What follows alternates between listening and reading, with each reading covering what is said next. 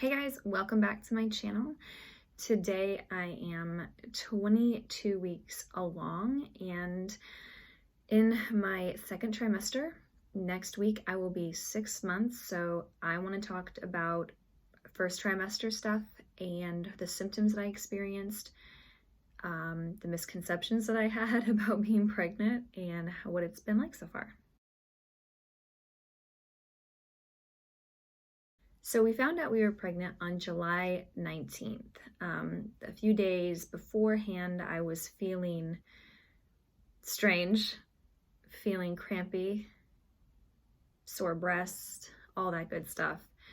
But I didn't get a period and I had missed it, but it was pretty close. So the ovulation cycle that I had must have been an oops long one, because there was no other way to describe it, because I'm on time.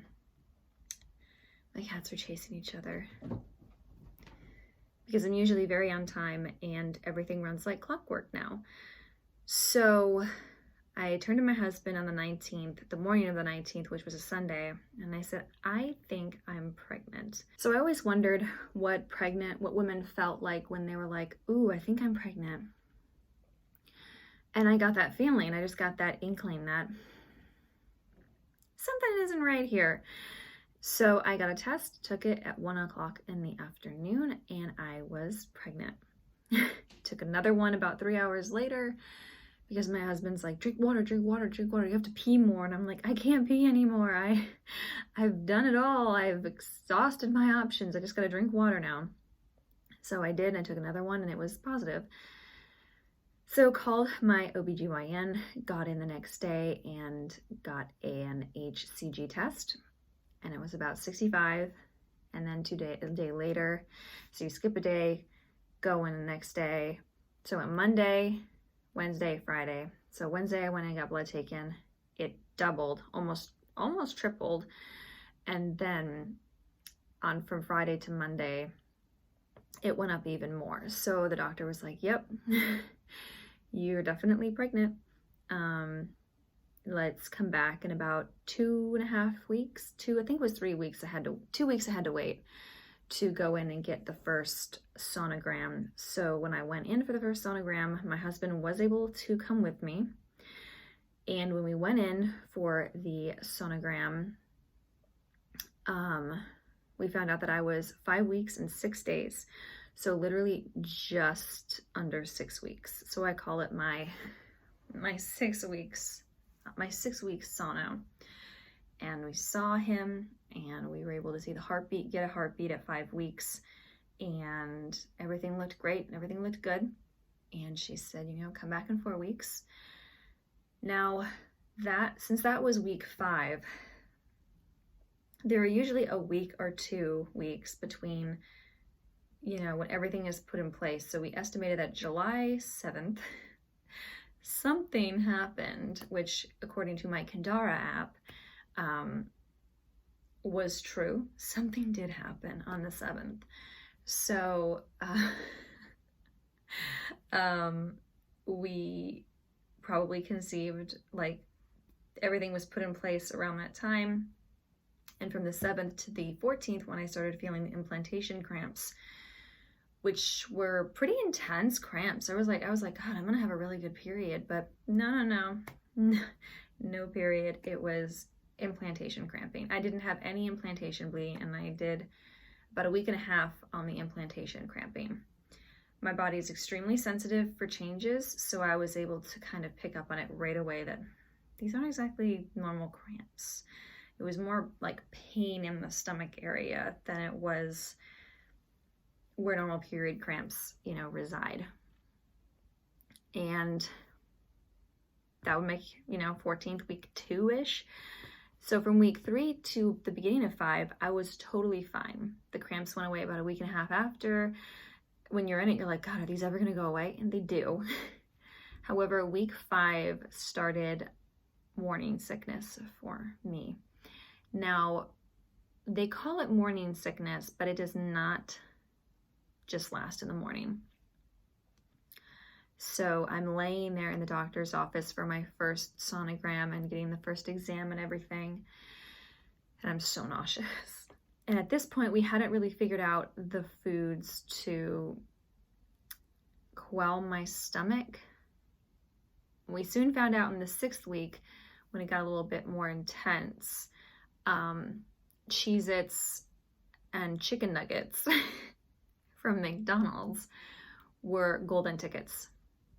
So if I would wake up in the morning and be hungry or nauseous, or just wake up and just be like, meh, before I even got out of bed, I would reach over to the side of the bed and just pick up my Cheez-Its and eat a handful or two.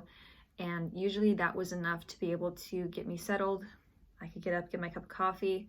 Oh, and apples, like sliced apples, were another really good stomach calming food for me. So Cheez-Its, apples, and then if it was just a bad day, and you'll have these bad days with the morning sickness where nothing you put in your mouth tastes good and satisfies, those were chicken nugget days for sure.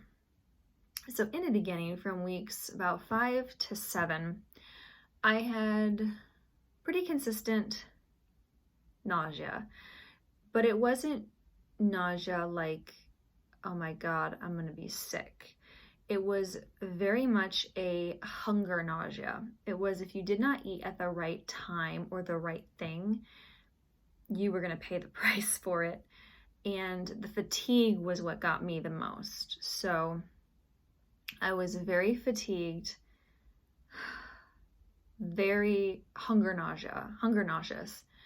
And my allergies actually got worse. So it can happen during pregnancy where your allergies either get better or worse. So my nose was running, my nose was bleeding more. It was really interesting. So I could deal with the hunger nausea because I could kind of get around it and feed him, and satisfy the craving. But the fatigue was something that I was not used to. So we work from home, we work for ourselves, we're creatives, and I was in the middle of just about to finish a book, and I have about 10 to 12,000 words left in that book still. I had to take the first entire trimester, 2.5 months, and I did not write a single word of anything. Granted, I needed that time. I needed to rest. I needed to take care of myself. I needed to get regular work done when I could, because my afternoons were usually pretty good. I would get like a window of 3 to 4 hours in the afternoon where everything would kind of settle, so I could actually get up, move around, and get audio work done. So that was good. However, the creativity and the writing was just not there, which was really crappy for me because I was on a roll. This was my 3rd book of the year that I was on. Well, it was the 3rd book I was on. I just finished a novella. Well, not yet. I was on my 3rd book of the year. I was about to start a novella with a girlfriend of mine, which has been pushed to release to next year. And I was planning, after this book was done, I was moving on to the 3rd. So hopefully I'll be able to get 5 to 6 books out this year, written, to put out for next year. And it set me back. However, I'm still on track to get the first 3 books in a new series done. I have a novella that's already completely ready to go for 2021 for Christmas time. And I also have a regular novel that I'm going to go back through and rehash a little bit more and try to pitch it to a traditional publisher. So I have options. It wasn't a complete loss, and I'm in the middle of NaNoWriMo right now, and I am over halfway done, but we'll see if I win Nano, because this is the 3rd book and we have 1 month left in December. So it really took my creativity really took a hit. From the middle of week 7 to about 10, I was good. All of a sudden, like, the nausea went away. I was learning to deal with it. I had a little bit of energy, was still fatigued really, really badly. And I was like, oh, that's it. This is it. This is great. This is fantastic. I think it's over. And in this time frame, I'd only gotten sick 4 times. Like, I'd only thrown up 4 times. One time was because I ate something that did not agree with me, and it was in the afternoon, so I didn't really count it. And the other 3 times were in the morning, you know, like, I didn't want that. So I got off pretty easy, comparatively. So in my mind, I'm like, I'm pretty sure this is a boy. I think it's a boy, because all my girlfriends who have had girls were so sick with morning sickness and throwing up and not being able to really do much. So I was like, my sister had a boy, my cousin had a boy, maybe we're having a boy. My husband was always convinced we were having a boy. Then weeks 11 to like 13 hit, and that's going into like the transition to like the last month before you go into the second trimester. And the nausea and the hunger nausea and the super fatigue came back. So much fun. In this time frame, I had no pain, no discomfort, nothing bad, really. So at the 12-week scan, you know, everything was fantastic, everything was great, and we took the blood test for genetics, and we found out through the blood test that we were having a boy. So at week 12, 13, between that time, we found out we were having a boy, which was great. I was like, oh, fantastic. We both kind of wanted a boy first. And yeah, first trimester closed, and going into the second trimester, which I'll talk about in a different video, the energy levels picked up and the nausea just went away.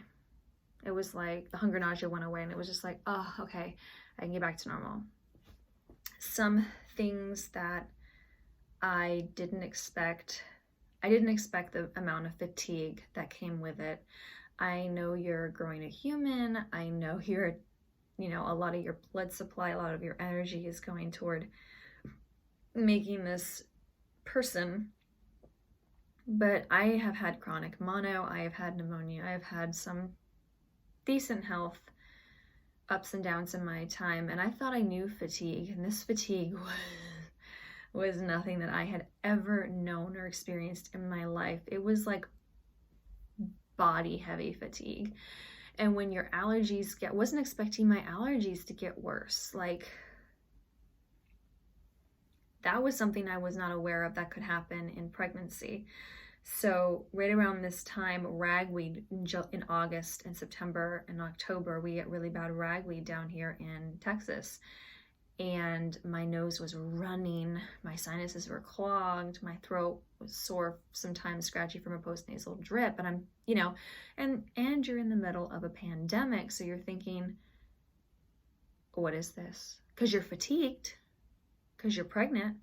It was just a really confusing time that was, I think, exacerbated by the pandemic, you know, wondering, is this really just exacerbated allergies, or is this like the coronavirus? So we got through that.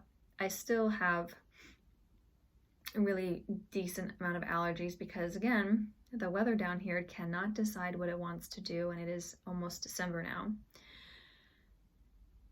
Another thing that I wasn't aware of for the first trimester was that morning sickness doesn't last. I had an idea that morning sickness can come on any time of day, but I didn't know that it could last the entire day and not give up. So that was fun. When I had my bad days, it was just not getting out of bed. And I'm sure a lot of women who, you know, are used to doing things for themselves and work for themselves and have their own careers or hate that. And I was one of them. So I remember watching my husband basically do a lot of the majority of the chores and cooking and basically taking care of me for the first couple of months. And I was just so guilty. I was like, I'm so sorry, you know. And he's like, hey, when the baby gets here, we're not going to get a break. You're not going to get a break. Let me do this for you. And you need to understand that you're growing up human. Give yourself some grace, girl, because you're doing a thing. So that helped me feel better. But I have a really good support, so that was fantastic. We weren't preventing, but we weren't trying. It just was something that came about organically and happened, which I'm very thankful for, because conception and miscarrying run in my family. So I wasn't sure how, when we started to try to have kids, how it was going to go. But now I'm 22 weeks. I am about to be 6 months on December 1st. So we are closing the gap. We are getting there, and we're moving in December, at the end of December. But no worries, I'm not lifting anything heavy. I'm packing things and I am unpacking things. My friends are coming over to help us move. We're all going to be masked. The people that we have coming over to help us, we trust. We've actually seen them individually off and on throughout the entirety of this year, keeping us, keeping as safe as you socially distanced and masked as possible. But it's nice to still see people. And it's been nice enough here in Texas that we can be outside the majority of the time. So yeah, it's been crazy. The first trimester is over and done with. And in the books, I will make another video on second trimester, which I'm in right now. And while I am so thankful for the energy and so thankful for being able to sleep a little bit better. Oh, that's another thing that I had in the first trimester that I still kind of suffer from, is pregnancy insomnia. That's a special type of hell. But I'm able to sleep a little bit better now in the second. And ooh, I'm a tiny person. I only gained 2 pounds in the first trimester, and already in the second, I've gained a total of 10 overall. So when I started, I was 117 pounds. I am now 127 pounds. And I've gained 2 of those in the first trimester. And so far, 8 has been in, well, 2 in the first, 8 in the second. And I know that he's growing. I'm going to keep gaining because he's growing. So my body is being put through the ringer. But I will talk about that in another video. So I hope you guys enjoyed this. Everything is going great, and I will see you guys later. One love.